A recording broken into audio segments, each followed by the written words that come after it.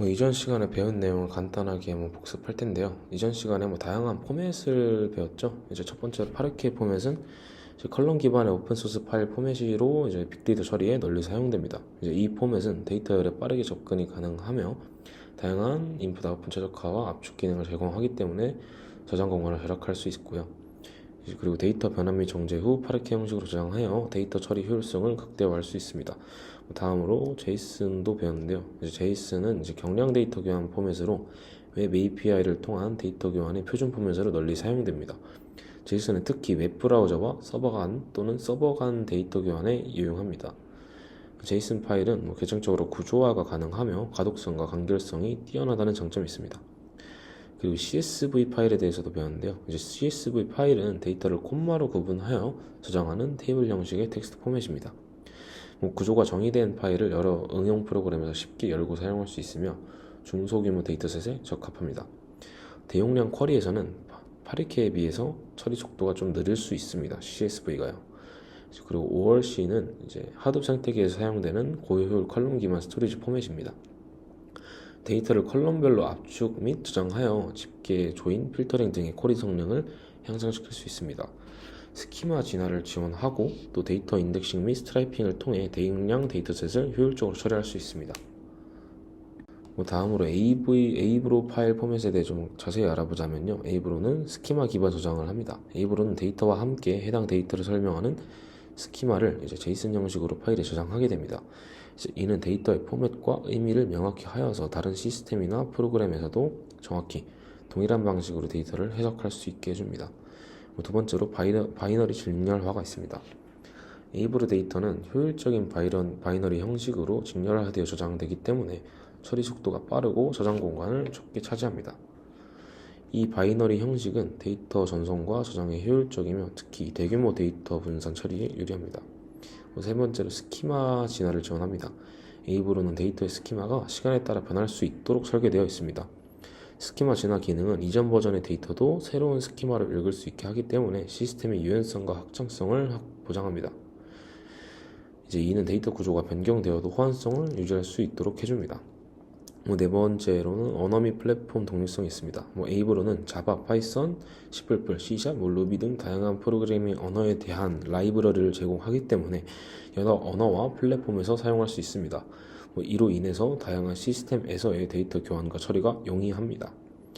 그리고 아파치 스파크 Y 통합을 특징으로 들 수 있습니다. 아파치 스파크에서는 에이브로 포맷을 지원하는 스파크 에이브로 패키지를 통해 에이브로 파일을 직접 읽고 쓸 수 있습니다.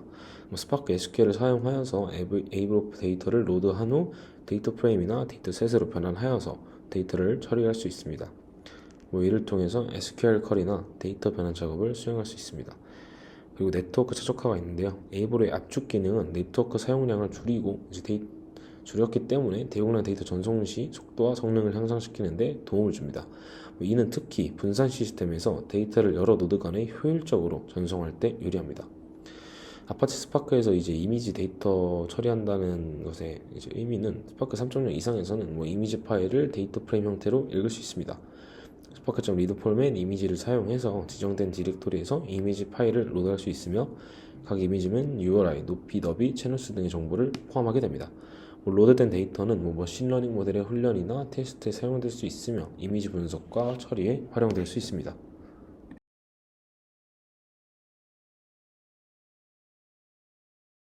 스파크 SQL과 아파치 하이브에 대해서 설명하도록 하겠습니다. 먼저 스파크 SQL이 무엇인지 설명하도록 하겠습니다. 그 전에 저희가 기존에 배웠던 SQL 특징, 기능에 대해서 간단히 소개시켜 드리도록 하겠습니다. 먼저 데이터 프레임 API를 사용합니다. 데이터 프레임은 관계형 데이터베이스의 테이블과 유사한 구조를 갖지만 최적화와 함수형 프로그래밍 기능을 지원하는 점이 차이점입니다. 이 API를 통해 데이터를 조작하고 변환하는 복잡한 작업을 간결하게 표현할 수 있습니다. 둘째로 카탈리스트 최적화 엔진이 있습니다. 스파크 SQL의 쿼리 최적화는 카탈리스트라는 내부 최적화 프레임워크를 사용합니다. 카탈리스트는 규칙 기반 및 비용 기반 최적화를 통해 실행 계획을 최적화하며 이는 실행 시간을 단축시키고 자원 사용을 최소화합니다. 세 번째, 통합 데이터 소스를 사용합니다. 스파크 SQL은 다양한 데이터 소스와 쉽게 통합됩니다. JSON, 파르켓, JDBC, ORC, 에이브로, CSV 등 다양한 파일 형식과 외부 데이터베이스를 지원합니다. 이를 통해 다양한 데이터 소스에서 데이터를 읽고 쓸 수 있습니다. 그러면 이번 장을 위해 알고 가야 할 SQL 특징과 기능에 대해서 소개시키도록 하겠습니다.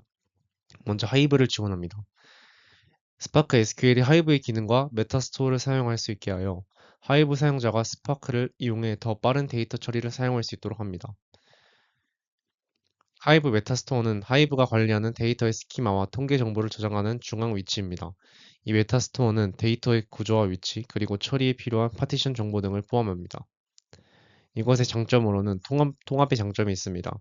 스파크 SQL은 하이브 메타스토어에 저장된 정보를 사용하여 SQL 쿼리 실행 시 데이터에 대한 메타 정보를 활용할 수 있습니다.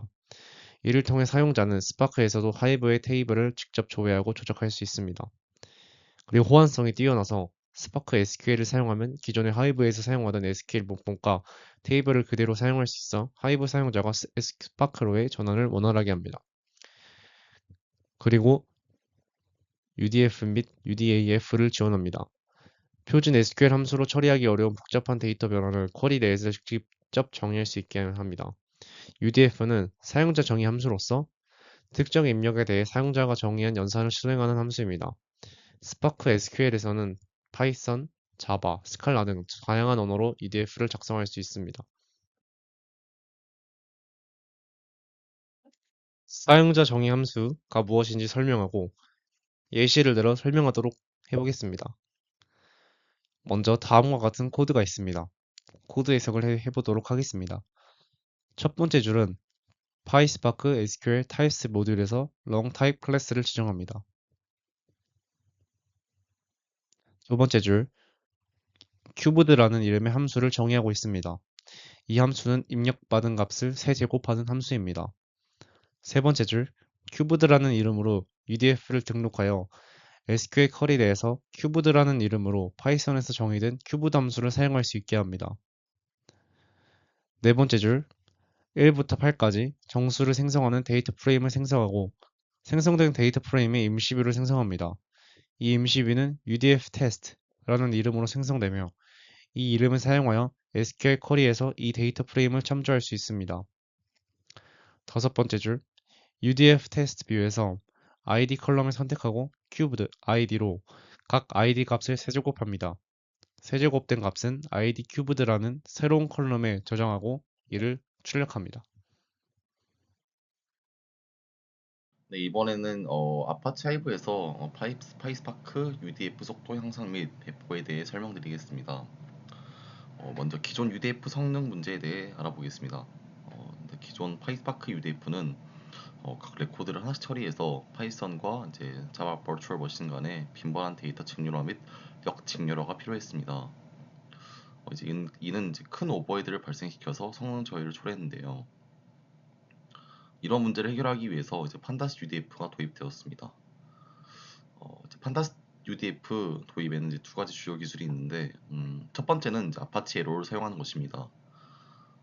데이터 전송을 위해서 이제 아파치 에로를 사용하면은 효율적인 컬러 형식의 메모리 레이아웃을 통해서 데이터의 직렬화 오버헤드를 줄이고, 또한 이제 빠른 데이터 처리 성능을 가능하게 합니다. 두 번째는 이제 판다스를 사용하는 것입니다. 데이터 처리를 위해서 판다스를 사용하게 되면은 데이터 프레임 및 시리즈와 같은 데이터 구조를 활용해서 벡터화된 연산을 효율적으로 수행할 수 있습니다. 그리고 이제 판다스 UDF 이제 도입의 이제 이점으로는 벡터화된 실행, 그리고 데이터의 직렬화와 역직렬화를 통한 오버헤드와 감소, 그리고 병렬 처리 성능 향상 등이 있습니다. 이제 배포 장점으로는 이제 유지 보수 용이성과 확장성이 있는데, 이제 판다스와 파이썬의 타입 힌트를 사용해서 UDF의 타입을 명확히 정의할 수 있으므로 코드의 가독성과 유지 보수성이 높습니다. 또한 이제 판다스 UDF는 이제 기존 스파크 클러스터 환경에서 쉽게 확장 가능합니다. 이게 무슨 말이냐면 이제 클러스터에 판다스와 파이에로 라이브러리만 있으면은 사용이 가능하다는 뜻입니다. 아파치 스파크 3.0 이후로는 이제 판다스 UDF는 두 가지 API가 더 도입되는데요. 첫 번째로 이제 판다스 UDF S로 파이썬 타입의 힌트를 사용해서 UDF의 타입을 추론하고 벡터화된 실행을 지원합니다. 사용 유형으로는 이제 시리즈 투 시리즈, 이터레이터 오브 시리즈 투, 이터레이터 오브 시리즈, 그리고 이터레이터 멀티플 시리즈 투, 이터레이터 오브 시리즈, 그리고 시리즈 투 스칼라 등이 있습니다. 두 번째 이제 판다스 펑션 API-S로 로컬 파이썬 함수를 파이스파크 데이터 프레임의 각 파티션에서 실행될 수 있으며 그리고 판다스 데이터 프레임을 이를 변환할 수 있습니다. 이 API를 통해 가지고 로컬 파이썬 함수를 파이스파크 데이터 프레임에 적용할 수 있게 되었습니다. 네, 이번에는 스칼라 판다스 UDF 예제를 실행하고 설명하겠습니다. 일단 예제 코드 전문을 보시면요. 첫 번째 줄에는 큐브드라는 함수를 정의합니다. 이 함수는 A라는 이름의 판다스 시리즈를 입력으로 받아서 각 요소의 세제곱을 계산해서 반환합니다. 그리고 첫 번째 줄에 이제 판다스 UDF를 생성하는 과정이 있는데요. 아까 만들었던 큐브드 함수를 이제 판다스 UDF로 변환하고 반환 타입을 롱 타입으로 지정하는 그런 코드를 만들었습니다. 그리고 여덟 번째 줄을 보시면요, 이제 1, 2, 3 값을 가지는 판다스 시리즈인 x를 생성하고, 그다음 열 번째 줄에 이제 큐브드 함수를 아까 만든 그 시리즈인 x에다 적용해서 결과를 출력했습니다. 이제 이어서는 이제 데이터 프레임을 만드는데요. 처음과 같이 이제 1부터 3까지의 숫자를 포함하는 데이터 프레임인 df를 생성하고, 14번째 줄에서 보시면요, 이제 데이터 프레임 df에서 이제 id 컬럼과 그리고 이제 큐브드 아까 만들었던 그 판다스 UDF인 큐브드 언더바 UDF를 적용한 이제 큐브드 id 컬럼을 선택해가지고 두 개를 선택한 거죠. 그래서 결과를 출력해주는 코드입니다. 라인 열 번째 출력 결과는 이제 시리즈 UDF를 적용한 것이고, 이제 15번째에는 id에다가 이제 큐브드 그 UDF를 적용해서 두 개의 컬럼이 나오게 만든 그런 결과를 보실 수 있습니다.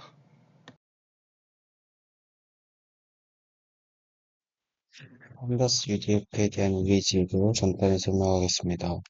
판다스 UDF는 스파크 SQL에서 사용자가 조회한 함수를 판다스 라이브러리를 활용하여 데이터를 처리할 수 있게 해줍니다. LO이글 파이썬 단계는 이러한 판다스 UDF의 핵심 부분과 직접적으로 연관되어 있습니다. 판다스 UDF를 사용하면 파이썬의 강력한 데이터 처리 능력과 판다스의 효율적인 데이터 구조를 이용하여 복잡한 데이터 변환을 수행할 수 있습니다. 그래서 옆에 그림을 보자면은 64번째 단계는 스파크에서 병렬 컬렉션을 RDD로 생성하는 초기 단계를 나타냅니다. 이 RDD는 정적 데이터를 메모리에 로드하거나 간단한 데이터를 병렬 처리하기 위해서 사용됩니다. 그리고 65부터 69를 보면은 이 RDD는 이전 RDD의 각 파티션의 함수를 매핑하여 결과를 새로운 파티션을 출력하는 과정을 보여줍니다. 웹 파티션 RDD는 데이터를 변환하기 위해 각 파티션에 대해 한 번만 함수를 호출하므로 효율적인 데이터 처리가 가능합니다. 마지막으로 67번째는 아파치 에로우를 사용하여 파이썬과의 데이터 인터페이스를 최적화시키고 에로우를 통한 데이터 전송은 파이썬에서 데이터 처리를 할 때 성능을 크게 향상시킬 수 있습니다. 특히 파이썬의 판다스 라이브를 사용하는 경우에 유용합니다.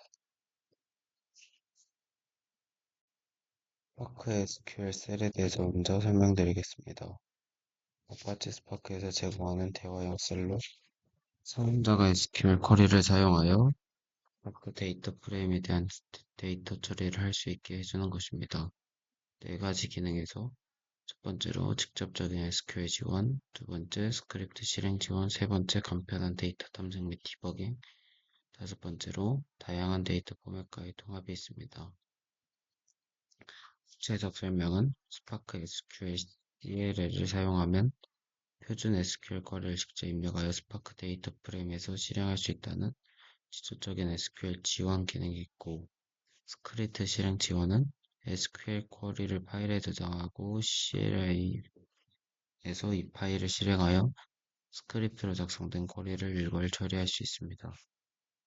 세 번째로 데이터 탐색, 쿼리 데스킹, 디버깅 등을 위해 신속하게 쿼리를 실행하고 결과를 확인할 수 있습니다. 마지막으로 JSON, Parquet, 월시 등 다양한 파일 포맷을 지원하여 다양한 소스에서 데이터를 쉽게 읽고 쓸 수 있습니다. 그리고 STS는 스파크 스위프트 서버라는 아파치 스파크에서 스파크 스위프트 서버는 하이브의 스위프트 서버를 기반으로 하는 구성 요소로 외부 클라이언트가 JDBC 또는 ODBC를 통해 스파크 SQL로 쿼리를 수행할 수 있도록 해주는 서버입니다. 이를 설정 및 사용을 위해서는 첫 번째로 설정 파일을 조정해야 되고, 두 번째 서버 시작, 세 번째 JDBC, ODBC 클라이언트로 연결하고, 네 번째로 쿼리를 실행합니다. ODBC와 JDBC의 비교를 하자면은 플랫폼 측면에선 ODBC는 독립성을 지니지만 JDBC는 제한되어 있습니다. 언어 또한 ODBC는 독립성을 지니고 JDBC는 제한되어 있습니다. 그리고 ODBC의 드라이버는 데이터베이스 제공업체 또는 독립 소프트웨어 업체가 제공합니다. JDBC는 데이터베이스와 직접 통신할 수 있도록 자바 클래스로 구현됩니다. 용도는 주로 비즈니스 인텔리전스 도구, 데이터베이스 관리 시스템, 다양한 데이터 소비 응용 프로에 널리 사용되는 게 ODBC입니다. JDBC는 주로 자바 애플리케이션 또는 서버 측 애플리케이션에서 데이터베이스와의 상호작용을 위해 사용되고, 마지막으로 연결 설정 측면에서는 ODBC는 데이터 소스 이름을 통해 연결 정보를 관리하며 시스템 관리자나 사용자가 데이터 소스 관리자를 통해 DSN을 구성합니다. JDBC는 연결을 위해 URL 사용자 이름, 비밀번호 등을 코드 내에서 직접 관리하고, 연결 정보는 주로 코드 또는 외부 설정 파일에 명시합니다. 위 화면처럼 태블로 웹사이트에서 태블로 데스크톱 다운로드 후 태블로 데스크톱이 사용이 불가하여 태블로 웹사이트에서 가상 연결을 통해 해보려고 했지만 실패했습니다. 하지만 책으로 태블로로 작업하는 방법에 대해서 설명해 보도록 하겠습니다. B라인 또는 스파크 SQL, CLI를 통해 쿼리를 실행하는 것과 유사하게 스리프트 JDBC, ODBC 서버를 통해 선호하는 BI 도구를 스파크 SQL에 연결할 수 있습니다.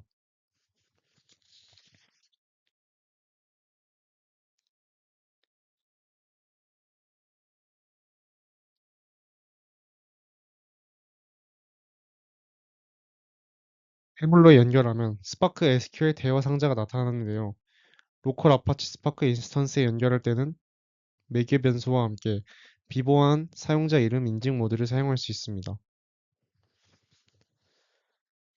스파크 SQL 데이터 원본에 성공적으로 연결되면 데이터 소스 연결 보기가 표시되는데요. 왼쪽에 스키마 선택 드롭다운 메뉴에서 기본값을 선택하고 쿼리하려는 테이블의 이름을 입력합니다.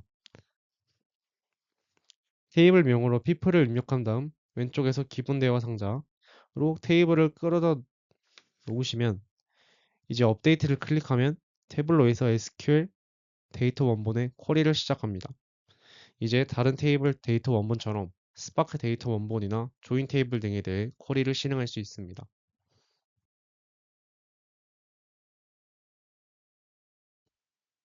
JDBC의 주요 구성 요소에 대해서 먼저 설명드리겠습니다.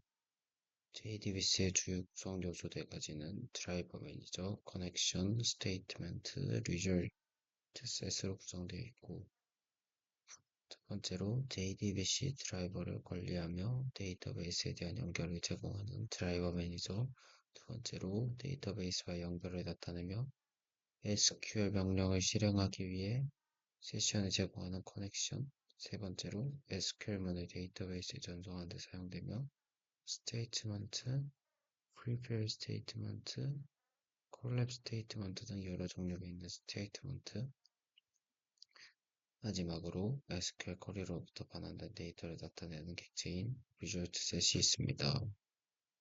연결 순서는 드라이버 로드, 연결 설정, SQL 실행, 결과 처리, 자원 해제로 5가지 과정이 있습니다. 파티셔닝의 중요성은 데이터를 효율적으로 분할하고 클러스터의 여러 노드에서 동시에 데이터를 처리하도록 함으로써 처리 성능을 향상시키고, 또한 데이터가 균등하게 분산되므로 단일 노드에 과부하가 걸리는 것을 방지하고 전체 시스템의 안정성을 높이는 효과가 최대 중요성입니다.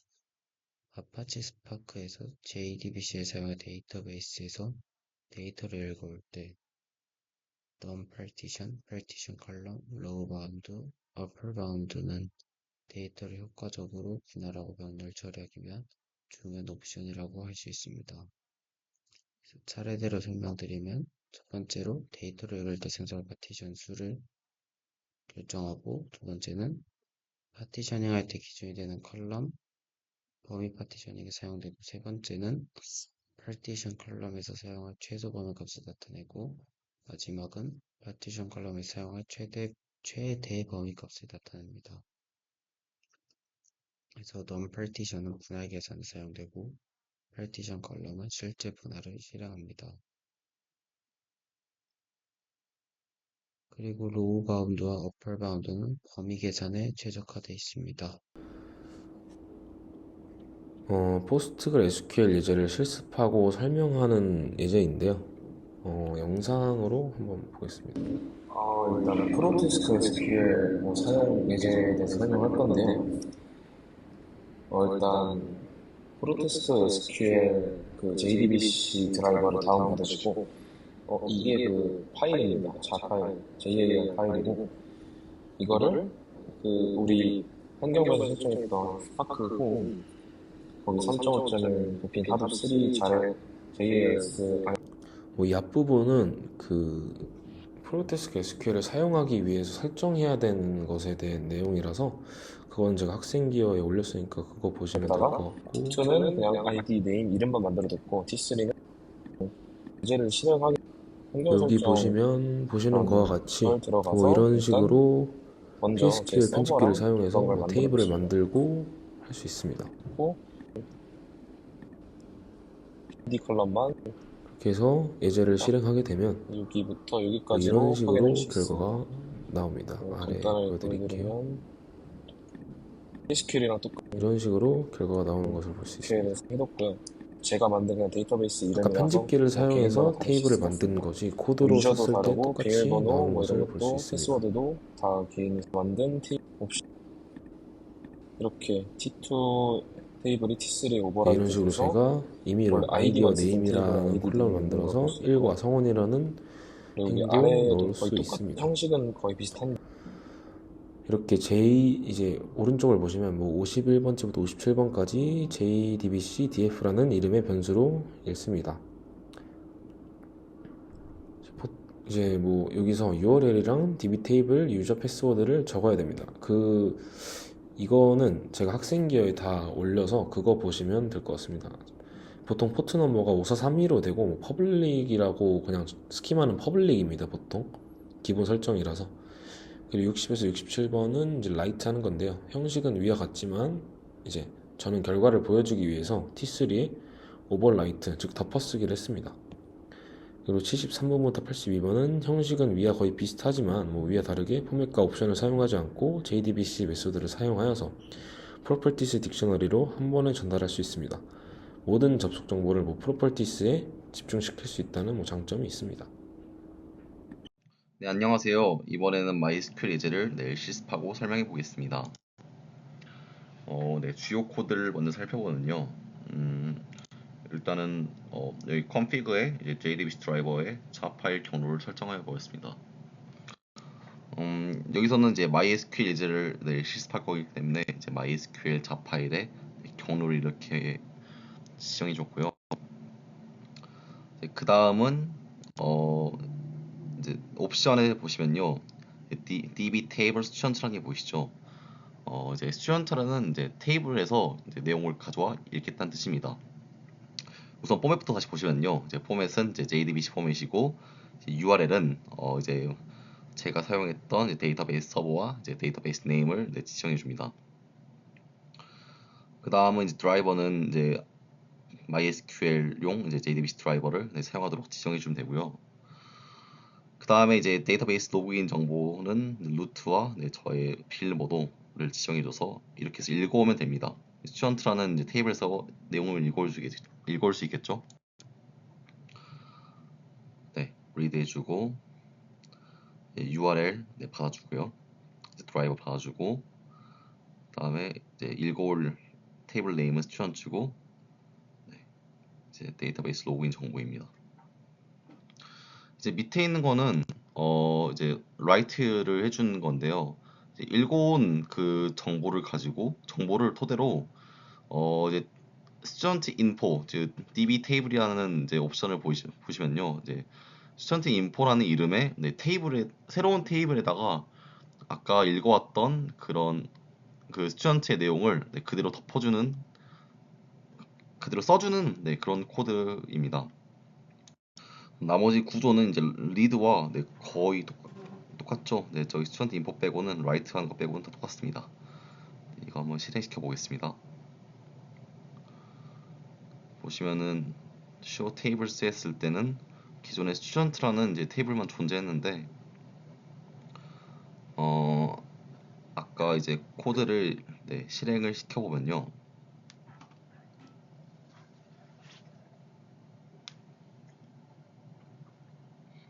show table 했을 때 이제 student underbar info라는 새로운 테이블이 생성된 걸 확인할 수 있겠죠. 그래서 이제 student underbar info의 내용을 살펴보면요.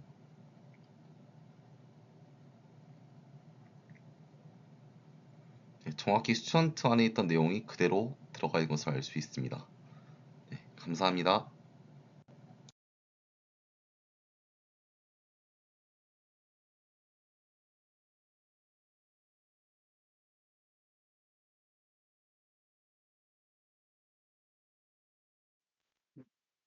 복잡한 데이터 유형을 조작하는 방법에 대해서 설명하겠습니다.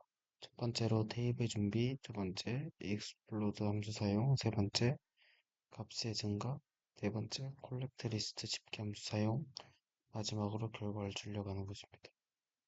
첫 번째부터 보자면은 id와 values라는 두 개의 컬럼이 있는 테이블이 있으며 id는 각행의 고유식 필자이고 values는 정수 배열 값입니다.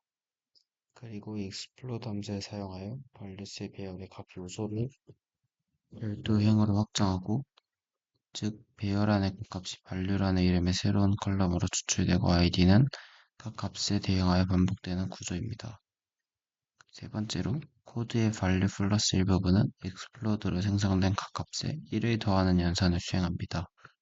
네 번째로 그룹 by id로 id별로 그룹화하고 collect list value 플러스 1을 사용하여 각 id에 대해 일씩 증가된 값들을 새로운 배열로 수집합니다. 마지막으로 결과는 id별로 변형된 값들을 배열로 다시 모은 것으로 출력되고 예를 들어서 원래 id 1에 대한 밸류스가 2, 3, 4였다면 결과는 3, 4, 5가 됩니다. 첫 번째 사진에서는 스파크 SQL에 UDF 보드를 임포트하는 걸 볼 수 있고 두 번째 사진에서는 add1이라는 함수는 SQL 롱 타입의 리스트를 입력받아 각 요소에 1에 더한 새로운 리스트를 반환하는 것을 알 수 있습니다.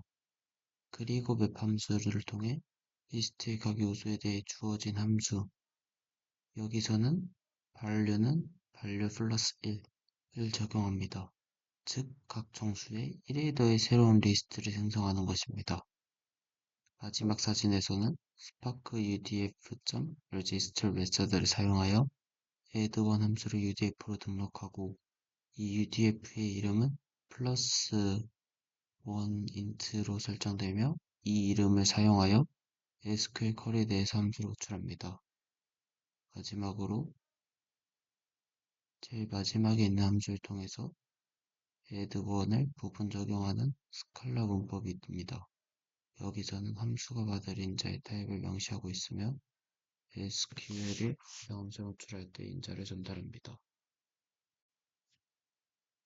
이 리스트는 아메리카노, 카페라떼, 블루베리 팬케이크, 초코라떼고 B 리스트는 바닐라 라떼, 땅콩 라떼, 블루베리 팬케이크라 치면은 이 중에서 팬케이크는 같은 주문을 시켰지만 음료를 다른 것을 고르는 것입니다. 그래서 함수의 결과로 팬케이크의 총 모든 값을 제외하고 음료만 청구하게 됩니다. 결과는 아메리카노, 카페라떼, 블루베리 팬케이크, 초코라떼, 바닐라 라떼, 땅콩 라떼가 됩니다. 이제 복잡한 데이터 유형을 위한 내장 함수에서 이제 맵 함수를 사용하는 예제를 만들어 볼 텐데요. 이제 뭐 74번부터 79번까지는 스파크 세션을 임포트한 다음 스파크 세션을 뭐 생성하는 예제입니다. 뭐 75번 줄은 뭐 explorer를 파이스파크 SQL 펑션에서 임포트 해오는 것이고요. 그리고 이제 81번부터 83번까지는 이제 엘리먼트 add 함수를 사용합니다. 이제 맵에서 지정된 키에 해당하는 값을 추출하는 함수이고, 여기서는 뒤에 보이시는 것처럼 키 2에 해당하는 값을 출력하도록 합니다. 그리고 맵 함수를 사용하는데요. 키값 쌍을 이용하여서 맵 데이터의 구조를 생성하게 됩니다. 여기서는 각 요청 유형에 대응하는 서비스 담당자 아이디를 저장하고 있습니다. 그리고 85번 줄은 result는 spark.sql 쿼리를 통해서 쿼리의 결과값을 출력하게 됩니다. 이런 맵 함수의 주요 특징으로는 키값상이 있습니다. 이제 맵 함수는 키와 값의 쌍을 사용하여서 데이터를 저장합니다. 각 키는 고유해야 하며 각 키에는 하나의 값만 연결됩니다. 두 번째로 데이터 접근성이 있습니다. 웹에서 데이터를 조회할 때는 키를 통해 직접 접근할 수 있어 데이터 검색 속도가 매우 빠릅니다. 이는 키를 통한 직접적인 주소 지정으로 가능하기 때문에 규모 데이터셋에서도 효율적입니다. 그리고 세 번째로 동적인 구조가 있습니다. 웹은 필요에 따라 새로운 키 값상을 추가하거나 기존 쌍을 삭제하는 등 동적으로 구조를 변경할 수 있습니다. 이로 인해서 데이터의 변동이 잦은 환경에서 유리합니다. 네 번째로 유연성이 있습니다. 웹은 다양한 타입의 키와 값으로 구성될 수 있습니다. 예를 들어 정수, 보시는 것처럼 문자열, 날짜 등 다양한 데이터 타입을 키로 사용할 수 있고, 값으로는 숫자, 문자열, 리스트 등이 사용될 수 있습니다. 이제 트랜스폼 함수에 대해서 설명하고 실행해보는 예제를 가질 텐데요. 이제 89번은 계속 했던 것처럼 SQL 타입 모듈에서 제공하는 모든 타입과 클래스에 접근할 수 있게 합니다. 91번 줄은 struct 타입을 사용하여 데이터 스키마를 정의합니다. 이제 셀시어스라는 이름의 필드 하나를 포함하며 이 필드의 타입은 array 타입, integer 타입, 즉 정수 배열을 저장하게 됩니다. 93번째 줄은 tList라는 이름으로 이제 리스트를 저장합니다. 숫자를 저장하고요. 95번부터 99번 줄은 이제 tList와 스키마를 기반으로 데이터 프레임을 생성하여서 t_c에 할당한 후 그냥 tc란 이름의 임시비를 생성하여 이제 show 액션하게 됩니다.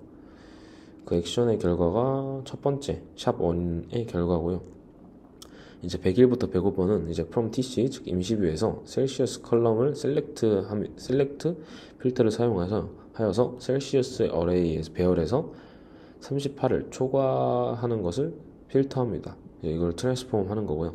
이제 이를 하이라는 새 컬럼으로 저장한 후에 show를 사용해서 샵2 보시는 샵2를 출력하게 됩니다. 이런 트랜스폼 함수는 아파치 스파크의 고차 함수 중 하나로 배열 유형의 컬럼에 포함된 각 요소를 변환하는 데 사용됩니다. 이 함수는 각 배열 요소에 대해 지정된 변환을 적용하고 변환된 요소들로 구성된 새로운 배열을 변환합니다. 중요한 게 새로운 배열을 변환합니다. 주요 특징으로 고차 함수 트랜스폼은 배열 내 각 요소에 대해 지정된 함수를 적용하는 고차 함수입니다. 이 함수는 배열과 함께 변환 함수를 매개 변수로 받습니다. 두 번째로 유연성이 있는데요. 변환 함수는 사용자가 지정하기 때문에 다양한 데이터 변환 작업을 수행할 수 있습니다. 이 함수는 기본적인 산술 연산부터 복잡한 데이터 구조 변환까지 가능합니다. 세 번째로 배열 결과를 변환합니다. 입력된 배열의 각 요소에 대한 이제 변환 결과를 포함하는 새 배열을 변환합니다. 이는 기존 배열의 구조를 유지하면서 내용만 변경된 형태입니다. 필터 함수에 대해서 설명하도록 하겠습니다. 필터 함수는 주어진 배열에서 특정 조건을 만족하는 요소만을 필터링하여 새로운 배열을 생성합니다. 이 함수는 배열의 각 요소에 대해 불린 값을 반환하는 함수를 인자로 받아 참인 결과를 갖는 요소들만으로 구성된 새로운 배열을 반환시킵니다.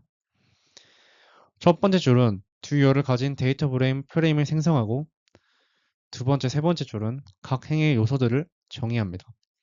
네 번째 줄은 두 행을 셀시우스라는 행, 제목의 데이터 프레임으로 변환하고 다섯 번째, 여섯 번째 줄은 이 데이터 프레임을 뷰로 변환하여 출력합니다.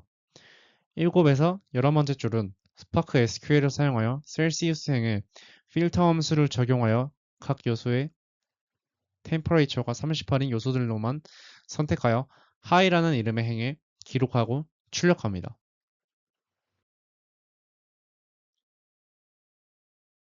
exist 함수의 경우 주어진 배열 안에 특정 조건을 만족하는 요소가 최소 1개 이상 존재하는지를 검사합니다. 이 함수는 배열의 각 요소에 대해 불린 값을 반환하는 람다 함수를 인자로 받아 그 결과 중 하나라도 참이면 true, 모든 결과가 거짓이면 false를 반환합니다. 첫 번째 줄은 주요를 가진 데이터 프레임을 생성하고 두 번째, 세 번째 줄은 각 행의 요소들을 정의합니다. 네 번째 줄은 두 행을 셀시우스라는 행의 데이터 프레임으로 변환하고 다섯 번째, 여섯 번째 줄은 이 데이터 프레임을 뷰로 변환하여 출력합니다. 일곱에서 11번째 줄은 스파크 SQL을 사용하여 셀시우스 행에 exist 함수를 적용하여 각 열에 t가 38인 요소들이 있는지 검사하여 threshold라는 이름의 행에 검사값을 기록하고 출력합니다. 있으면 true를 반환하고 없으면 false를 반환하겠죠. reduce 함수에 대해서 설명하도록 하겠습니다. reduce 함수는 배열 내 요소들을 단위값으로 축소하기 위해 사용됩니다. 이 함수는 배열의 요소들을 순차적으로 두 개씩 결합하여 최종적으로 하나의 값으로 집약하는 과정을 수행합니다. 이때 사용되는 두 요소를 결합하는 람다 함수는 두 입력값을 받아 하나의 값에 반환하는 형식입니다. 첫 번째 줄은 두 열을 가진 데이터 프레임을 생성합니다. 두 번째, 세 번째 줄은 각 행의 요소들을 정의하고 네 번째 줄은 두 행을 셀시우스라는 행의 데이터 프레임으로 변환합니다. 다섯 번째, 여섯 번째 줄은 이 데이터 프레임을 뷰로 반환하여 출력합니다. 일곱에서 16번째 줄은 스파크 SQL을 사용하여 셀시우스행에 reduce 함수를 적용하여 함수에서 사용할 초기 누적값을 0으로 설정하고 배열의 각 요소 t를 누적값 ACC에 더합니다. 계산된 합 ACC를 배열의 크기 사이즈로 나누어 평균을 구하고 이 평균을 화씨로 변환한 후 이를 average Fahrenheit 열에 기록하고 출력합니다. 네, 1조 우성훈입니다. 이제 152페이지에 있는 파이썬 예제를 실행하는 설명을 할 텐데요. 일단 첫 번째로 데이터 파일을 읽고 임시뷰를 생성하는 과정이 있습니다. 그리고 네 번째 줄에서 여섯 번째 줄이 그다음 하셨던 것처럼 스파크 세션을 생성하고요. 여덟 번째 줄에서 expr 함수를 가져오게 됩니다. 열 번째에서 11번째 줄은 둘 다 실제 파일 경로로 설정하면 되고요. 13번째에서 16번째 줄은 이제 에어포츠라는 이름으로 스파크 리드 포맷을 사용해서 10에서 경로 설정, 10번째 줄에서 경로 설정했던 에어포트 파일 패스를 로드하게 됩니다. 단 이제 헤더는 true로 인퍼 스키마도 true로 해서 스키마를 유추하고 각 컬럼 이름도 유추할 수 있게 합니다. 이제 18번째 줄이 에어포츠라는 이름의 임시 뷰를 만들게 됩니다.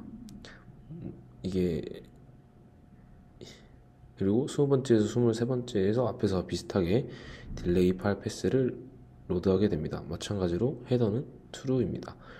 그리고 25번부터 27번까지가 딜레이와 디스턴스 컬럼을 캐스트를 사용하여서 정수형으로 변환해서 받아들이는 방식입니다.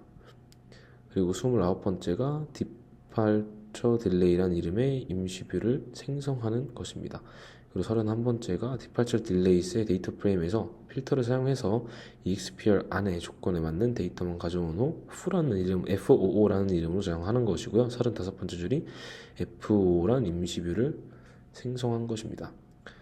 이제 제가 쳐놓은 거 보면 아시겠지만 이런 설정으로 첫 번째 괄호로 이제 샵1이라는 결과가 나오고 이제 두 번째 괄호로 이제 이 컬럼 딜레이 캐스트 이런 등등 이런 것들을 사용해서 두 번째 결과가 나오게 되고요. 세 번째 후의 결과로는 샵3 같은 결과가 나오게 됩니다.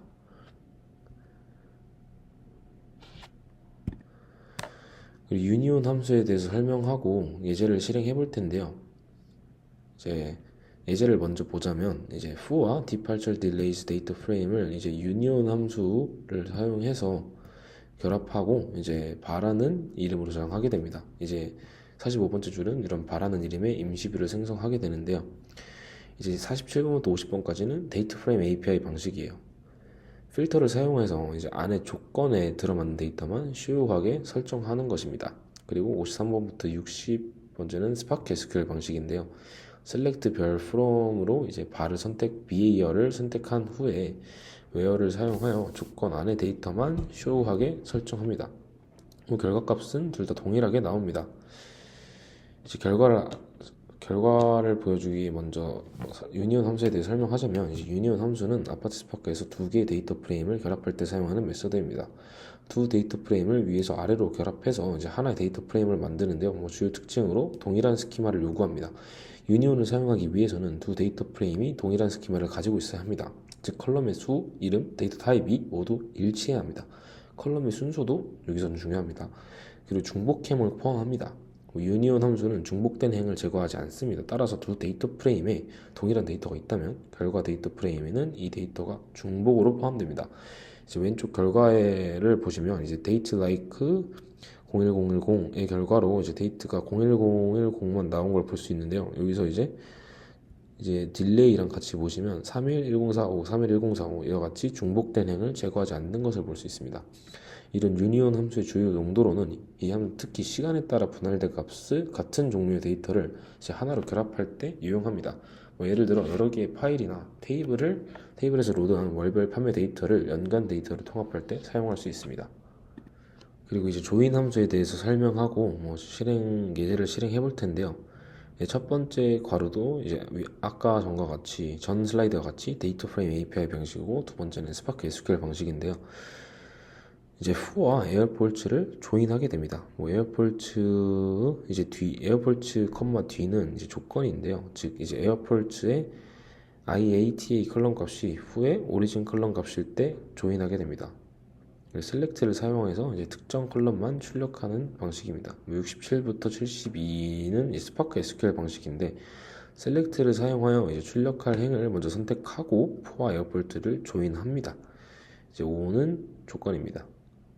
이제 이런 결과가 나오고요. 이런 조인 함수는 아파치 스파크에서 두 데이터 프레임 또는 테이블을 결합하는 데 사용되는 중요한 기능입니다. 이 함수를 통해서 서로 다른 데이터 소스에 관련 정보를 결합하고 더 광범위한 데이터 분석을 수행할 수 있습니다. 주요 특징으로는 조인 조건이 있는데요.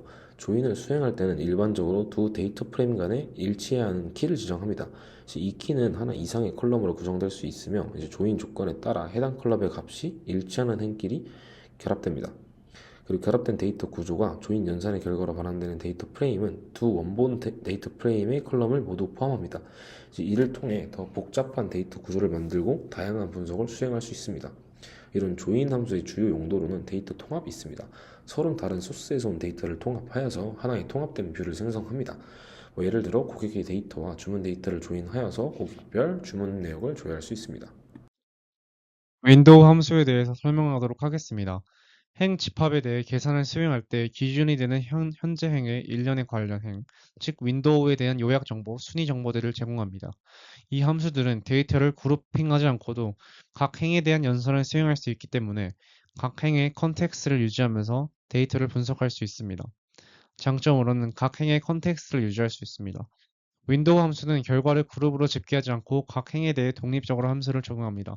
이는 각 데이터 포인트가 속한 그룹의 컨텍스트 내에서 어떻게 위치하는지 파악할 수 있도록 해줍니다. 랭킹, 비율, 이동평균, 누적 합계와 같은 복잡한 계산을 간단하게 수행할 수 있는 것도 장점으로 할 수 있습니다. 테이블 Departure Delays 윈도우를 생성합니다. 두 번째에서 여섯 번째 줄은 Departure Delays 테이블에서 데이터를 가져와서 이를 바탕으로 함수를 전개합니다. 특정 출발지, 시애틀, 샌프란시스코, JFK 및 목적지에 한정하여 데이터를 필터링하여 출발지 및 목적지별로 그룹하여 지연 시간을 합산합니다. 위에서 생성한 Departure Delays 윈도우 테이블의 모든 데이터를 조회하여 각 출발지별로 총 지연 시간을 내림차 순으로 정렬하고 dense length 함수를 사용하여 순위를 매깁니다. 결과 중 랭크가 상위 4위 이내인 행만을 필터링하고 출발지, 목적지 총 지연 시간과 각 출발지에 대한 목적지별 랭크를 주어하여 출력할 수 있습니다. 데이터 프레임 수정에서 열 추가를 실행하는 방법을 살펴보겠습니다. with 컬럼 함수는 이제 데이터 프레임에 열을 추가하거나 변형할 때 사용됩니다. 이때 이제 원본 데이터 프레임은 그대로 두고 수정된 내용을 반영한 새로운 데이터 프레임을 반환합니다. 이를 통해서 이제 원본 데이터의 무결성을 유지할 수 있는 장점이 있습니다. 이제 예제 코드를 살펴보면은 이제 3행에서 이제 fu 데이터 프레임에 스테이터스라는 새로운 열을 추가합니다. 4행을 보시면은 이제 스테이터스라는 새로운 열을 expr 함수를 통해 정의하는데 이때 이제 케이스 when 문을 통해서 딜레이에 있는 열이 값이 10 이하인 경우 온타임, 이제 그렇지 않으면 딜레이드라는 값을 스테이터스 열에 할당합니다. 이제 이렇게 정의된 새로운 데이터 프레임은 fu2 변수에 저장되고 7행에 보시면은 fu2 데이터 프레임의 내용을 출력합니다. 이제 결과를 보시게 되면은 딜레이가 10 이하인 경우에는 온타임, 이제 그렇지 않은 경우는 딜레이드로 표현되는 스테이터스 열이 추가되었음을 볼 수 있습니다. 이제 이렇게 with 컬럼 함수를 사용해서 데이터 프레임에 새로운 열을 추가하고 기존 열을 기반으로 조건에 따라 값을 설정할 수 있습니다. 네, 이번에는 열 삭제를 실행하는 방법에 대해 설명하겠습니다. 일단 예제 코드를 통해서 한번 보겠는데요. 앞에서 만들었던 이제 fu2 데이터 프레임은 이제 원본 데이터 프레임이고 여기서는 그리고 여러 열을 포함하고 있는데요. 이번 예제에서는 이제 딜레이 열을 제거해 보겠습니다. 이제 딜레이 열을 제거하기 위해서는 이제 드랍 메소드를 사용하게 되는데요. 드랍 메소드는 이제 데이터 프레임에서 하나 이상의 열을 제거해서 이 또한 새로운 데이터 프레임을 반환하는 것입니다. 새로운 데이터 프레임을 반환하기 때문에 이제 원본 데이터 프레임은 변경되지 않고 지정된 열이 제거된 새로운 데이터 프레임이 생성됩니다. 이제 오른쪽에 이제 결과를 보시게 되면은 fu2에 있던 딜레이 열이 사라진 것을 확인할 수 있습니다. 이번에는 컬럼명 바꾸기에 대해서 설명드리겠습니다. 스테이터스의 열 이름을 이제 flight underbar status로 변경한 예제인데요. 데이터 프레임에서는 이제 열 이름을 변경하기 위해서 이제 with column renamed라는 메서드를 사용합니다. 이 메서드는 데이터 프레임 내에서 열 이름을 이제 기존에 있던 열 이름을 이제 새로운 이름으로 바꾸고 변경된 새로운 데이터 프레임을 반환합니다. 앞에 예제들에서 사용됐던 뭐 drop이라든지 뭐 with column 함수와 같이 원본 데이터 프레임은 변경되지 않는다는 것이 중요합니다. 이제 코드를 실행해 보면요, 이제 fu3 데이터 프레임의 스테이터스 열 이름이 flight underbar status로 변경된 새로운 데이터 프레임 fu4가 생성됨을 볼 수 있습니다. 네, 결과를 보시면은 네, 그렇습니다. 감사합니다. 이번에는 피벗을 실행하는 방법에 대해 설명하겠습니다. 피벗은 데이터를 재구조화하여서 행과 열을 바꿔 새로운 테이블을 생성하는 과정으로 데이터를 요약하고 특정 차원에 따라 집계하는 데 사용됩니다. 먼저 예제 코드를 보겠습니다. 이 코드는 이제 spark.sql 사용해서 SQL 쿼리를 실행하는 코드입니다. 이 행을 보시면요, 3행부터 7행까지의 서브 쿼리의 결과에서 모든 열을 셀렉트합니다. 3행부터 7행까지는 서브 쿼리 부분인데 우선 디파처 딜레이 테이블에서 출발지가 C인 항공편의 데이터를 조회하는데 이때 이제 데스티네이션 열과 데이터에서 첫 두 자리 정수형 먼스로 변환한 값 그리고 딜레이 열을 선택합니다. 9행부터 12행까지는 피벗 작업인데요. 10행에서는 도착지별로 먼스 기준으로 평균 지연 시간을 계산하고 소수점 둘째 자리까지 표시합니다. 11행에서는 도착지별로 먼스를 기준으로 최대 지연 시간을 계산합니다. 그리고 12행에서는 이제 먼스를 기준으로 열을 생성하는데요. 이제 1월 데이터는 January, 2월 데이터는 February로 열을 생성합니다. 14행에서는 이제 도착지를 기준으로 결과를 오름차순으로 정렬합니다. 이제 코드 옆에 있는 실행 결과를 보시면요, 이제 도착지별로 1월과 2월의 평균 및 최대 지연 시간을 보여주는 열이 더 추가된 것을 볼 수 있습니다. 이제 이렇게 피벗 작업을 통해서 데이터를 쉽게 요약하고 분석할 수 있습니다.